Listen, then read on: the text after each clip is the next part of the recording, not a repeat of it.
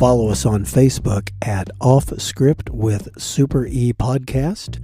Also follow us on Twitter at offscriptpod_1.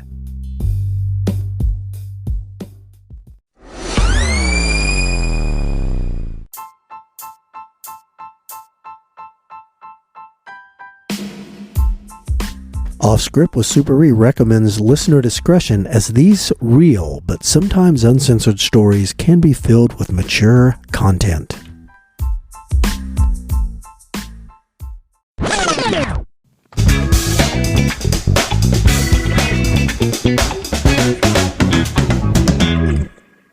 Hello!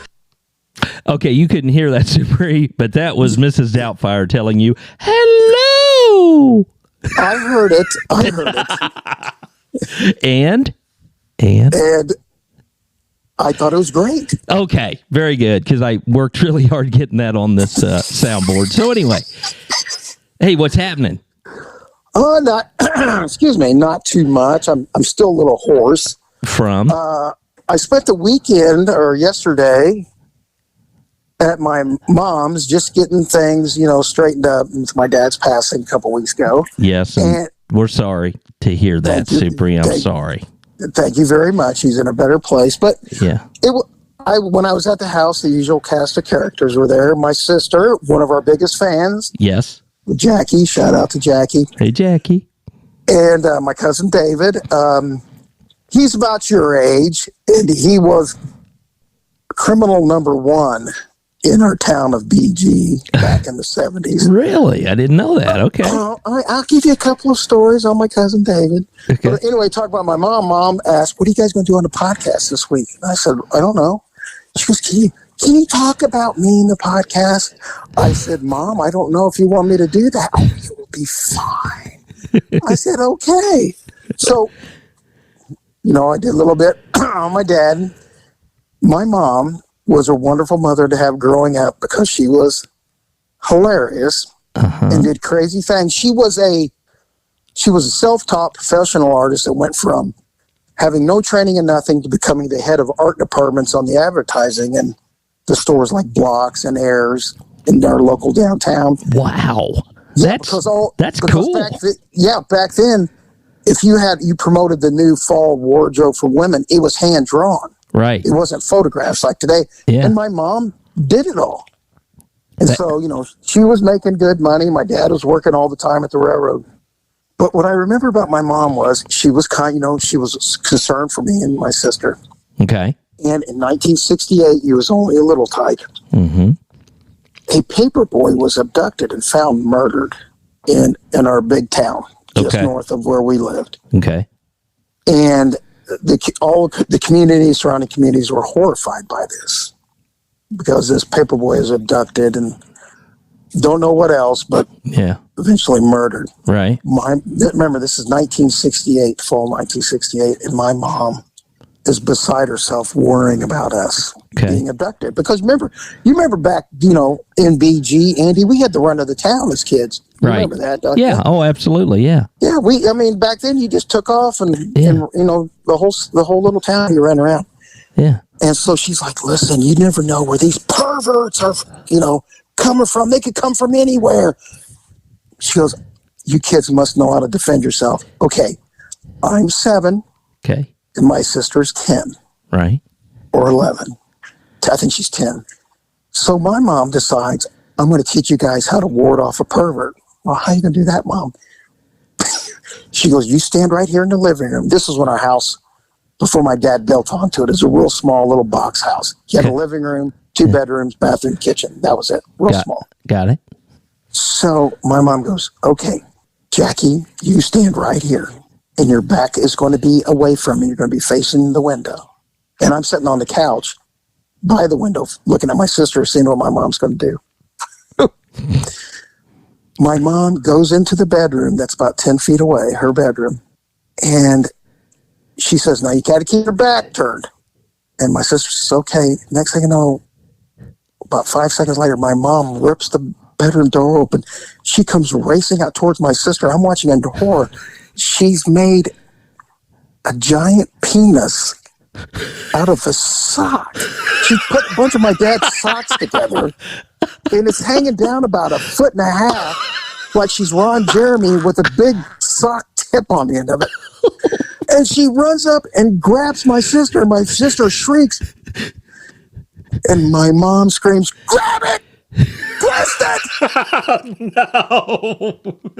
Because my mom thought the best defense for us was to reach back, grab the genitals, and twist them to incapacitate our attacker. Oh, my God. I'm like, what in the hell? And so my sister shrieks in horror, and my mom goes, "You failed." And she goes, let's do this again. Then she goes, "Little Super E, get up. Oh, no. Face the window." And I'm like, I don't want. And then I see she tromps back to the bedroom. And now we can't help. We're dying laughing. Next thing you know, I hear the bedroom door ripped open. Blah, blah, blah, blah, blah. She grabs me. And she goes, "Grab it!" And I'm reaching back, I can't grab it because it's swinging back and forth like a pin. "Grab it, twist it!" And I'm like, I turn around, grab it, and I yank it off. "Oh, okay, pass. You did a good job." And your mom goes, "Ernie, just stop trying to put it in your mouth." You get a demerit. Sorry. You should have said Super B. Ow! Super E. So then, and then she gets up, and since my sister failed, she had to do it again. Now we're all dying laughing. My mom come races out. My sister grabs it. Man, she yanks it like King Arthur ripping the sword out of a rock. I was like, damn. Wow. We look up, and my dad's looking through the window. He just come home from work. Oh, God damn. He goes, he's like, "What the hell's going on? There has to be a reasonable explanation for this. I'm teaching the kids how to defend themselves by ripping and twisting and incapacitating them by ripping off their penis." Oh my God. And he's like, he just shakes his head and walks past us. He goes, "Well, I asked for an explanation and I got it." Oh my God, that is hilarious. Yes. And then, okay, and this is a little bit before. Then I'm going to talk about my cousin David. Okay. My cousin David was born in 1970, and when he came out of the womb, he was trying to start shit from the get-go. Right from the get-go. From the get-go. Okay. I will never forget him and his two brothers. They were maniacs. And my cousin David, he just didn't think. He did things on impulse. And if it was the dumbest thing possible, he was doing it. One time in our beloved small town, he decides at 9 years old to steal my aunt's 1970 big 4-door Buick LeSabre. Oh, God. He's 9 years old. When he was 9 years old, he was little. He looked like he was 4. He starts the car and is driving around BGE. Yeah. All of a sudden, he looks up and he's got his two little friends with him. He looks up in the rearview mirror. Woo! He's getting pulled over. Oh my God. The officer walks up to him and goes, "You got a tail light out." He goes, "You got a tail light out." And David goes, "Oh, I didn't know." He goes, "You happen to have your driver's license on you?" "No, officer. I left my driver's license and the registration. I left them at home." He goes, "Did you now?" And this policeman's looking at him and knows he looks like he's 4. Oh and he goes, "Yes, my identification is at home." He was kind of quick on his feet. Yeah. When law enforcement were around. Yeah. So the officer says, "Okay, let's go get it. I'll follow you to your house." Oh my God. So he allows my 9-year-old cousin, who looks like he's 4, to drive this giant-ass 1970 Buick LeSabre all the way back to my aunt and uncle's house. Oh my God. And so he pulls up in front of the house, my cousin David, Beach Grove Police, BG. That's all right. Pulls up behind him. David gets out of the house. "I'm just going to go inside the house to get my license." God. He goes into the front door and out the back door, racing away. He was a criminal from the get-go. Yeah, my aunt and uncle are like, what's going on? And the BG police knock on the door. They're like, yes, how may I help you? Do you know where your 1970 Buick LeSabre is? Yeah, it should be parked out in back in the parking lot. No, it's out here in front. Well, how did that get in front? Do you have a son with blonde hair? Oh, yeah, that's David. How old is he? He's 9. He was driving it around Beach Grove. Oh, my God. And they're like, oh, damn. And the BG policeman's like, I see he's no longer here. I guess instead of getting his driver's license, he's escaped the scene. So he goes, you better have him down at the courthouse tomorrow. Oh. And they said, 10-4. They put the fear of God in him? No. Okay. No, the guys from BG, when I became the police, they were like, where's your cousin at? And I'd be like, I would have to go hunt him down. Well, he was when he was like 9 and 10 years old, I don't know what he was doing. Besides infuriating the police, he was also infuriating every other little juvenile kid in the area, because I used to have to babysit these little monsters. Oh, he had a brother that was like 3 years older than him, and then he had another brother that was like 6 years older than him. And 2 days a week, when my aunt was working as a beautician, I would babysit these kids for 8 hours a day. When I would get to the house at 8 in the morning, it looked like a war zone, and pancake batter was the weapons of choice. Because my aunt would fix some pancakes for breakfast every morning, and I'd give me pancake batter. I would clean that house top to bottom and have to deal with these little shits. Wow. Every day I would hear, it was like a mob uproar. You know how when Frankenstein was running, there'd be the villagers would have the torches. That's what it'd be like outside. I would hear all this noise. I would walk out the front door. Here would be my cousin David running for his life with about 30 kids hot on his trail wanting to kill him. He would run in the house. He goes, don't let him get me. And these would be kids, like he was 9, 10. These would be kids 12, 13, 14, 15 years old. I would walk outside. I go, what are you guys doing? Super-E, we want your cousin. It was like, we're not going to wait. This is mob justice. We're not going to wait for the courts. We want your cousin. We want your cousin. We're coming in to get him. No, you're not. Yes, we are. Why do you want him? He's an asshole. He's my And I would have to, do you guys get out of here? Have to beat the shit out of everybody. And, he'd be in the house. He goes, don't let him get me. Tell him to eat shit. Don't let him get me. Tell him to eat shit. Oh, God. Little David. He's like, don't let him get me. And then instigating. Yeah. You know what? You couldn't phase him. If, let's say, he did something you didn't like, and let's say you whipped the shit out of him, he would cry for a second, then go, didn't hurt. One of them kids. Yeah. You're like, ugh. But now, you know what? He kept screwing up all the way up till he's about, 30. And then once he hit the big boy house and then came out of there, he's a now very successful truck driver and owns his own food truck, man. He just travels the country. Got it going on now. Nice, David. Glad you turned it around, you little shit.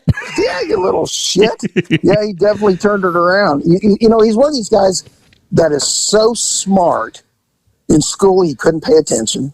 Right. He just couldn't do it. But he sees something, like he was like, I don't know, 14 years old. He's out doing fixing drum brakes on cars that his dad had in the backyard. He would see something once and know how to fix it. Wow. He was just smart like that. Wow. So that's the rundown of some of the characters in my family. Okay, I gotta backtrack just a little bit. Okay, that cop that pulled him over, that was pretty damn funny. You got a tail light out. Yeah, I know. He sees somebody, can he see over the steering wheel? It looks like, Bobby Brady driving a car. And he just says, instead of saying, "How old are you? Is this your mom's vehicle?" You just got a tail light. Oh my God. Yeah. And then has the banter with him. "You got your driver's license?" "No, it's at home." God. "Okay, well, let's go get it." And then lets him drive. Oh my God. Balls that BG police officer had. Can you imagine that? No. Just let him go. Yeah, here, I'm going to follow you. Oh, I'm going to follow you. And this was what, in the early 70s? 1979. He was 9 years old. Good Lord. Oh, that is great stuff. And your mother doing, it was odd, but that was some good parenting. She's trying to teach her kids how to protect themselves, and I respect the hell out of that. You know what? If they had YouTube back then, it would have had millions of hits. Oh, yeah. And why did the penis have to be so big? I have no idea. I don't know. I don't know if that's all. Okay, that sounded weird. I don't know if that's all she ever saw. So, Daddy Super E might have been gifted. You don't know. Well, it's not inherited, I'll tell you that. That's great. Well, it skips a generation. So yeah, exactly. Oh my gosh, that was really, really funny. Nice job. Nice job. Oh, I guess we can end that. We can end it on that note. I think we're going to have to. All right. I forgot to tell another funny Cousin David story. Okay. Again, this was about 1979, maybe early 1980. Again, during the summer, I would help my aunt take care of him on Thursdays and Fridays. And there was always mayhem going on, even though I would clean the house top to bottom for her. Well, my cousin David, he comes home and he does this. I'm immediately suspicious, He comes home, he goes, "Hey, Super E, look what I found in the alley." And I go, "What'd you find in the alley?" He goes, "I found somebody must have bought this super awesome bike lock that's still in the package." And I go, "Oh, it's still in the package from the Ace Hardware store right down the street." I go, "Where did you find it at?" He goes, "I found it in the alley."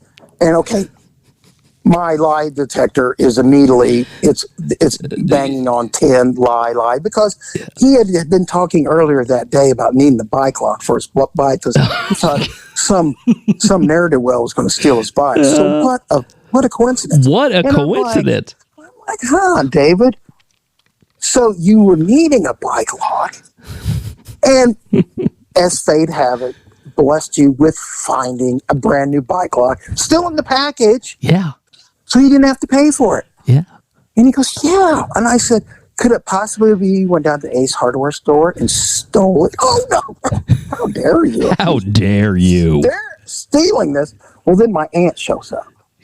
She walks in. I said, "Hey, Auntie, look what your son found in the alley. A bike lock that he was needing earlier in the day. Just happened to find it in the alley right behind the house, still in the package." From the Ace Hardware about a block down the street where he walked to earlier in the day. I saw him walking that way.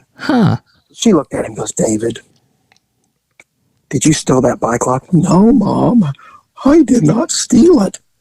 "David, tell me the truth. Did you steal that bike lock?" "No, Mom." And she's like, "I need you to tell me the truth." And he goes, "I would never lie to you, Mom." She goes, "David, I want you to say this. God, strike my mom dead if I'm lying." That old thing. And so he looks at